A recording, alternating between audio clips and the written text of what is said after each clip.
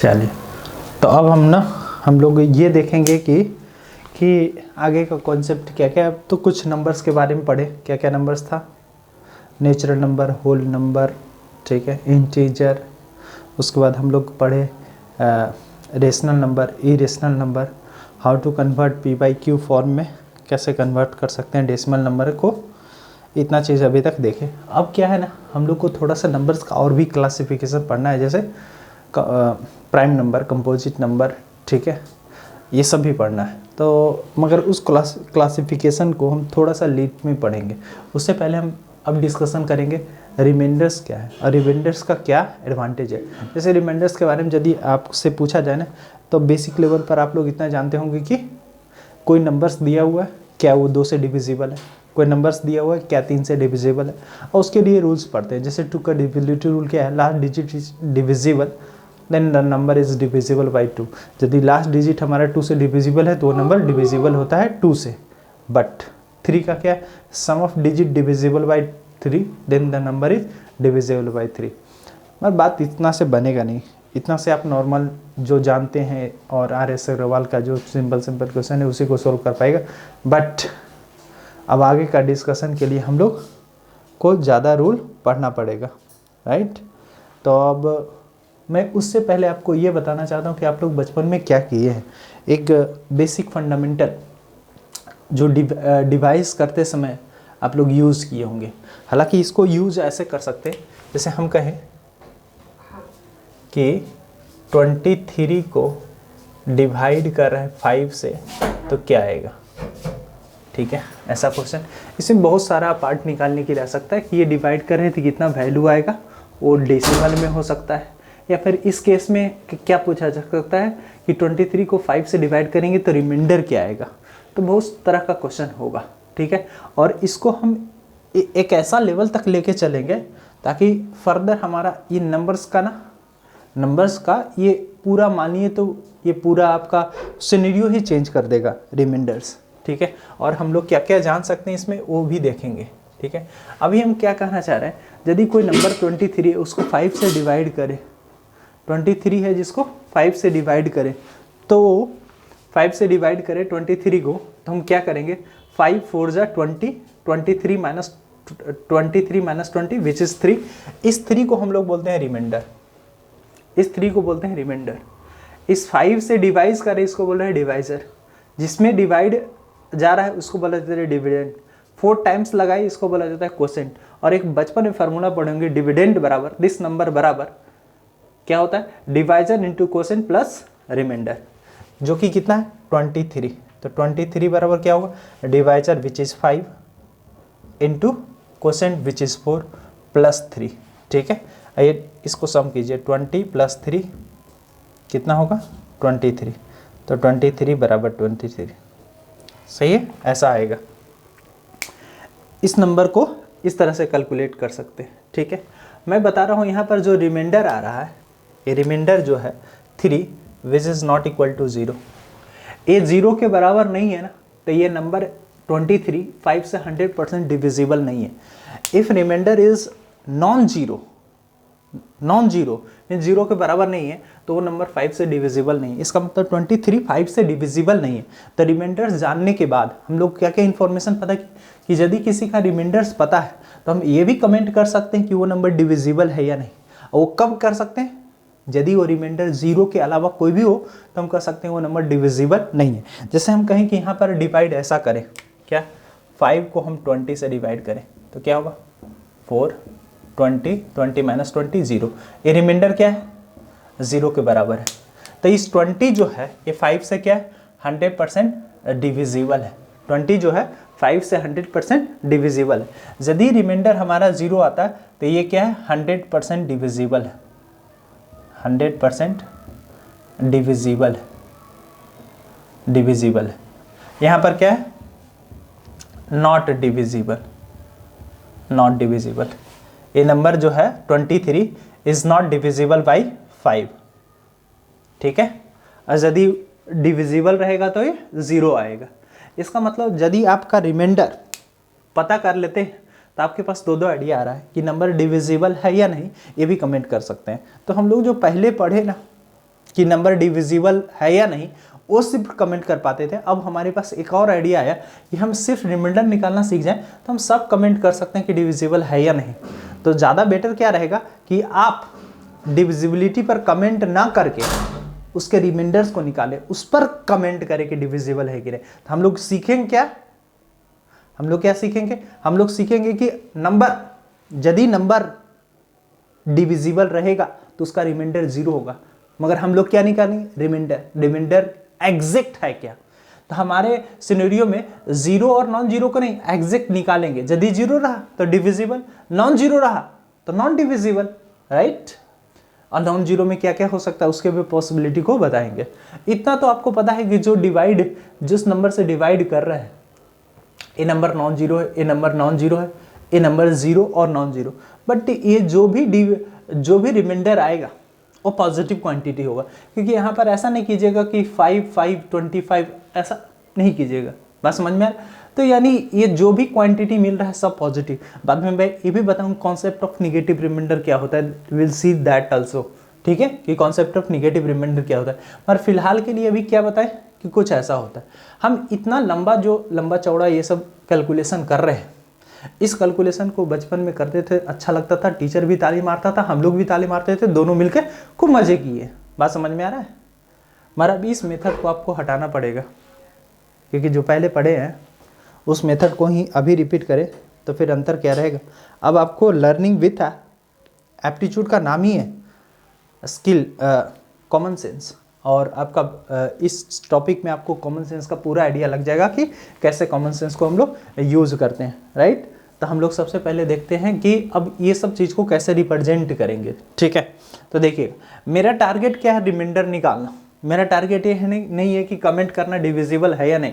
वो आपको पता है 0 तो 100% डिविजिबल, नॉन 0 तो नॉट डिविजिबल। तो हम रिमाइंडर निकालने का मेथड को अभी सीखने चाहते हैं, ठीक है। और उस रिमाइंडर निकालने के लिए हम लोग को बहुत सारा मेथड, हम लोग को वैल्यू निकालने पर इंटरेस्ट नहीं है। जैसे इसका वैल्यू निकाला जाए तो वैल्यू क्या होगा, यदि इसका वैल्यू निकाला जाए, वैल्यू पूछे, यानी क्वेश्चन ऐसा रहता तो आंसर क्या होता। देखिएगा यदि क्वेश्चन ऐसा रहता 23 डिवाइडेड बाई 5, ऐसा क्वेश्चन रहता तो आंसर क्या होता। ये आपको आराम से कर सकते हैं। कैसे, 5 से 23 में डिवाइड कीजिए, 4, 20 कितना 3, पॉइंट बैठाइए, 0 कितना 6, 30 माइनस कट गया, कितना आ गया, ये आ गया 4.6। तो इसका वैल्यू कितना आ गया 4.6, 4.6 इसका वैल्यू। अभी हमको ये कैलकुलेशन नहीं सिखाना है क्योंकि ये 4.6 आपको वैल्यू निकालना आता है, ठीक है। इस वैल्यू पर हम अभी कोई कमेंट नहीं करवाना चाह रहे। हमारा मकसद क्या है कि इस रिमाइंडर को निकालना है। यहाँ पर कोई रिमाइंडर नहीं, ये आपको एग्जैक्ट वैल्यू। हम इसी क्वेश्चन को कुछ ऐसे फ्रेम करना चाह रहे हैं क्या, कि 23 को 5 से डिवाइड कीजिएगा, इफ 23 को 5 से डिवाइड कीजिएगा तो उस केस में वैल्यू क्या आता है वो नहीं बताना है, उस केस में रिमाइंडर क्या आता है वो बताना है, जो कि रिमाइंडर 3 आया। What is this question, if 23 is divided by 5 find the remainder. This representation used, और ये हमारा रिप्रेजेंटेशन है, ऐसा नहीं कि क्वेश्चन में नहीं पूछेगा। अभी हम पूरा सिनेरियो ही कन्वर्ट करना चाह रहे हैं कि फाइंड द रिमाइंडर। हम लोग क्या सिनेरियो कन्वर्ट करना चाह रहे हैं, find the remainder. Remainder find कैसे करेंगे, कॉन्सेप्ट ऑफ रिमाइंडर मतलब finding remainders in any calculation, ठीक है। किसी भी कैलकुलेशन में हम रिमाइंडर्स को कैसे फाइंड आउट कर सकते हैं, हम उस कैलकुलेशन का क्या वैल्यू है उसका हमारा कोई इंटरेस्ट नहीं है। इस कैलकुलेशन को कैलसी में पुट कीजिएगा आ जाएगा, ठीक है। यदि आप बोलिएगा सर रिमाइंडर्स क्यों इतना स्ट्रेस दे रहे हैं, तो हम आपसे कहेंगे कि देखिए 2 के पावर 2007, इसको मैं 7 से डिवाइड कर रहा हूँ, राइट। इसका रिमाइंडर क्या आएगा, अब आपका कैलसी गया खत्म, बस समझ में आ रहा है। तो हम इस लेवल का क्वेश्चन को क्रैक करना चाह रहे हैं जहां पर आपका कोई कैलसी नहीं काम करेगा, बात समझ में आ रहा है। इसका वैल्यू में हमें कोई इंटरेस्ट नहीं है, जो वैल्यू आया उसका कोई इंटरेस्ट नहीं। हमारा सिर्फ इंटरेस्ट क्या है कि इसको इससे डिवाइड करेंगे तो रिमाइंडर क्या आएगा, उसी में हमारा इंटरेस्ट है। और हमें बाकी रेस्ट ऑफ चीज़ को अभी कंसर्न नहीं करना है, उसको बाद में हम लोग देखेंगे कैसे सिंप्लीफाई किया जाए। बट फिलहाल के लिए हम लोग सिर्फ क्या देखेंगे, रिमाइंडर्स पर। तो चलिए उसको हम लोग देखते हैं। तो हमारा ये इंटरेस्ट है। अगेन हम इसके लिए क्या किए, यहाँ पर कैलकुलेशन किए और इस रिमाइंडर्स का वैल्यू क्या आ गया, रिमाइंडर्स का वैल्यू 3 आ गया। तो 3 हमारा आंसर होगा, राइट, 3 हमारा आंसर होगा। अब देखिएगा यदि हमारा क्वेश्चन कुछ ऐसा होता, 21 को 5 से डिवाइड करते, रिमाइंडर निकालते, तो कितना आता, 21 रख दीजिए यहाँ पर, 21 आएगा रिमाइंडर। हम सिर्फ रिमाइंडर जानना चाह रहे हैं।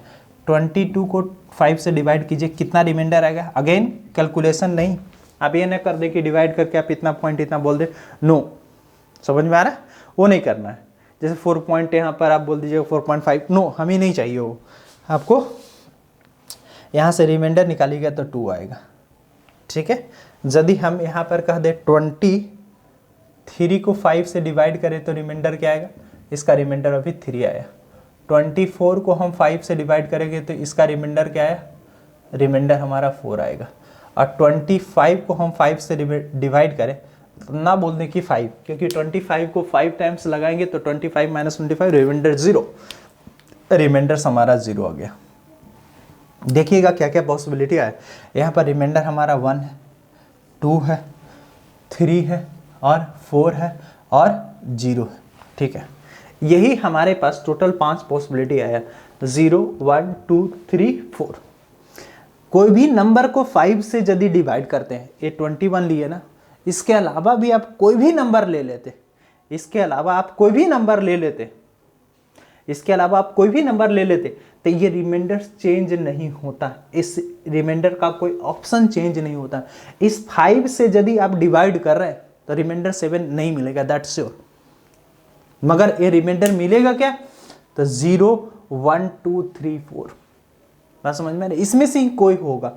तो रिमाइंडर्स के क्वेश्चन में ऑप्शन फिक्स है कि क्या रिमाइंडर आएगा, और रिमाइंडर जिससे डिवाइड कर रहे हैं उससे छोटा होगा, बात समझ में आ रहा है, उससे छोटा होगा और वो 0 से बड़ा होगा, बात समझ में आ रहा है। जैसे यहाँ पर जो भी रिमाइंडर्स आया, रिमाइंडर्स जो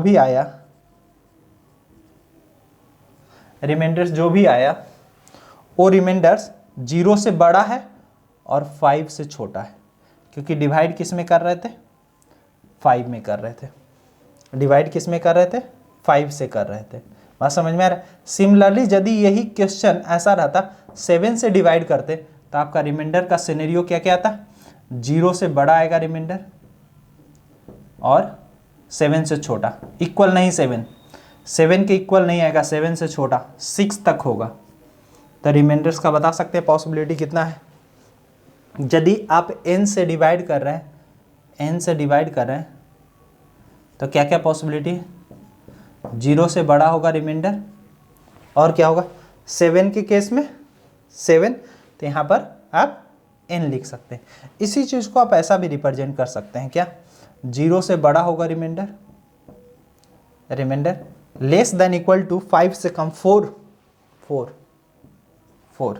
यहाँ पर क्या होगा, रिमाइंडर 0 से बड़ा है remainder, less than equal to 6। इसको आप कैसा लिख सकते हैं, 0 से बड़ा होगा रिमाइंडर n-1, यानी 0 to, इसमें रिमाइंडर का पॉसिबिलिटी क्या क्या है, 7 - 1, यहाँ पर 5 - 1 कर देते हैं, यहाँ पर 7 - 1 6 हो गया, 7 - 1 6 हो गया, समझ में आ रहा है। तो यहाँ पर क्या क्या पॉसिबिलिटी, 0 to 4, यहाँ पर 0 to 6, 0 to n-1, this are the possibility. यानी n कोई नंबर से डिवाइड करें तो आपके पास रिमाइंडर का पॉसिबिलिटी 0 to n-1, 7 में 0 to 6, 5 में 0, 1, 2, 3, 4, 7 में 0, 1, 2, 3, 4, 5, 6, this are the possible case. तो आपको पूरा पता चल गया कि रिमाइंडर्स क्या क्या आ सकता है, किसी भी नंबर्स का डिवीजन करें तो क्या क्या पॉसिबिलिटी है, ठीक है। इसी में आपको मैं कुछ और एग्जाम्पल दे देता हूँ। जैसे यदि आप इसी नंबर को कुछ ऐसे लिख देना, जैसे हम कहें कि 123, इसको 5 से डिवाइड करते तब कितना रिमाइंडर आता, 124, इसको 5 से डिवाइड करते तब कितना रिमाइंडर आता, 125, इसको 5 से डिवाइड करते तो कितना रिमाइंडर आता। Pretty much sure this is 3, this is 4 and this is 0। हम इसको 1 सेकंड में लिख रहे हैं, क्योंकि हमें ये पता है ना कि 5 का डिविजिबिलिटी रूल क्या है, हमको ये पता है कि 5 का डिविजिबिलिटी रूल है। आज जब आपको भी पता चल जाएगा ना कि 5 का डिविजिबिलिटी रूल क्या है, तो आप भी ये डिवीजन नहीं कीजिएगा, ठीक है। 5 का जब डिविजिबिलिटी रूल पता चल जाएगा तो अभी ये डिवीजन करने, रिमाइंडर निकालने के लिए आप डिवीजन नहीं कीजिएगा। जैसे यहाँ पर हम करें 1,01,123, 3 आंसर, मैं समझ में आ रहा है। तो ये रिमाइंडर निकालना एक टास्क है, बट उस टास्क को हम इतना इफेक्टिव वे से करेंगे कि क्वेश्चन कुछ भी रहेगा उसका आंसर हमारे पास तुरंत अवेलेबल रहेगा, राइट। तो ये डिविजिबिलिटी का एडवांटेज है। ऐसा बहुत सारा सबके लिए किया जा सकता है रिमाइंडर्स निकालने के लिए। तो अभी फिलहाल हम लोग क्या क्या देखें, बेसिक रिमाइंडर क्या है, ठीक है, और उसमें हम क्या क्या रिमाइंडर का पॉसिबिलिटी है, ठीक है। These are the possible case, remainder के केस में, ठीक है। These are the possible case in case of remainders. Again remainders के क्वेश्चन में हमारे लिए 3 नंबर इंपॉर्टेंट है। उस 3 नंबर का होना हमारा क्वेश्चन को बताता है कि आप 10 सेकंड या 20 सेकंड में सोल्व कर रहे हैं, और उस 3 नंबर को नहीं दिखना हमारा ये बताता है वो क्वेश्चन को आप सोल्व ही नहीं कर पाइएगा। समझ में आना, वो 3 ही नंबर है जो कि रिमाइंडर को आसान बनाया है, +1, 0 एंड -1, 0, +1 एंड -1। आपका 3 फेवरेट नंबर होना चाहिए। कौन कौन सा 3 नंबर फेवरेट होना चाहिए? फेवरेट नंबर 0, +1, -1, ये 3 नंबर आपका फेवरेट होना चाहिए। और इसका इंपॉर्टेंस आपको पता चलेगा कि क्यों मैं लिख रहा हूँ। तो रिमाइंडर्स के क्वेश्चन में 3 नंबर का एकदम खास ध्यान रखा गया है। इसके रूल में इसी 3 नंबर का एप्लीकेशन है। अब बताइए 0 हमारे लिए क्या क्या इंपॉर्टेंट है। 0 हमारे लिए क्या क्या इंपॉर्टेंट है कि 0 में कोई भी नंबर को हम ऐड कर देते हैं, जैसे 4 हो जाता है। 0 में हम कोई भी नंबर को मल्टीप्लाई करते हैं तो 0 हो जाता है, ठीक है। बेसिकली एडिशन और मल्टीप्लिकेशन ही यूज होगा, ठीक है। और यदि +1 में आप कोई भी नंबर को मल्टीप्लाई कीजिए, +4 हो जाएगा। +1 के पावर में कोई भी नंबर का पावर दे दीजिए, +1 हो जाएगा। These are the property. -1 को कोई भी नंबर से मल्टीप्लाई कीजिए, उस नंबर को निगेटिव कर देगा। यदि पॉजिटिव है तो पॉजिटिव, निगेटिव है तो पॉजिटिव कर देगा। जैसे -1 इंटू -4 क्या हो जाएगा, +4 हो जाएगा। Again -1 to the power 2 +1, -1 to the power 3 -1। क्यों? 2 टाइम्स मल्टीप्लाई हुआ तो प्लस, 3 टाइम्स हुआ है तो -1। इसका मतलब -1 के पावर n क्या क्या पॉसिबिलिटी है, एक बार +1, दूसरा बार -1। कब +1? जब n हमारा कैसा होगा, इवन। कब -1? जब n हमारा क्या होगा, ऑड नंबर। जैसे -1 के पावर 3 ऑड है तो -1 के पावर 2 कितना, +1। ये सब आपको बेसिक प्रॉपर्टी आना चाहिए ताकि हम आगे यूज कर सकें, ठीक है। तो ये हमारे लिए नंबर्स का एक खास सीक्वेंस है, इसको हम लिख लिए। अब हम लोग ये बताएंगे कि जो रिमाइंडर्स आ रहा है 1 2 3 4, ठीक है, 1 2 3 4 0, इसके अलावा क्या क्या सोचना है, इसमें से कौन कौन नंबर है जो आपके लिए इंपॉर्टेंट है। तो हमारे लिए इंपॉर्टेंट है 1, सर 2 नहीं, 0, यस। एक और नंबर इंपॉर्टेंट है -1, वो तो नहीं दिखा। तो अभी तो बोले रिमाइंडर निगेटिव नहीं होता है, फिर से निगेटिव आएगा क्या? सुनिएगा, क्वेश्चन में कभी भी निगेटिव रिमाइंडर ऑप्शन में नहीं दिखेगा। हमारे कैलकुलेशन में हमारा निगेटिव रिमाइंडर आएगा और उससे पॉजिटिव रिमाइंडर कैसे कन्वर्ट किया जा सकता है, और तब हम लोग उस क्वेश्चन को टिक करेंगे। यानी हमारे लिए निगेटिव रिमाइंडर पढ़ना है, बट कभी वो ऑप्शन में नहीं दिखेगा। निगेटिव रिमाइंडर से पॉजिटिव रिमाइंडर में कन्वर्ट करेंगे तब हम ऑप्शन को टिक करेंगे।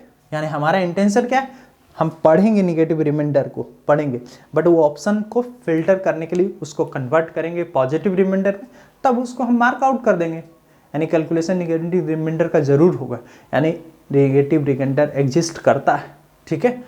तो अभी बस इतना को कॉपी कीजिए, अब हम आगे देखेंगे। चलिए।